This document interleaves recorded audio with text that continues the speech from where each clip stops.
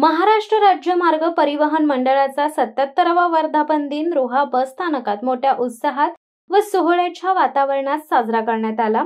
या कार्यक्रमात विविध विभागातील अधिकारी, कर्मचारी तसेच प्रवासी मोठ्या संख्येने सहभागी झाले होते। कार्यक्रमास विभागीय भांडार अधिकारी विवेक नाळे, आगार व्यवस्थापक प्रकाश शेलार, स्थानक प्रमुख व सहाय्य वाहतूक अधीक्षक अजिंक्य रोहेकर, सहाय्यक वाहतूक निरीक्षक शंकर दुर्गप्पा खानापूरकर, अनिल म्हात्रे, वाहतूक नियंत्रक सुनील शेडगे, गणेश शेलार, नथुराम गावित, वरिष्ठ लिपिक संदीप गायकवाड, विकास खाडे यांच्यासह प्रशासनिक व यांत्रिकी कर्मचारी उपस्थित होते। कार्यक्रमाचे प्रास्ताविक अजिंक्य बाळाराम रोहेकर यांनी केले। यावेळी प्रवाशांचे गुलाब, पुष्प व पेढ्यांनी स्वागत करण्यात आले।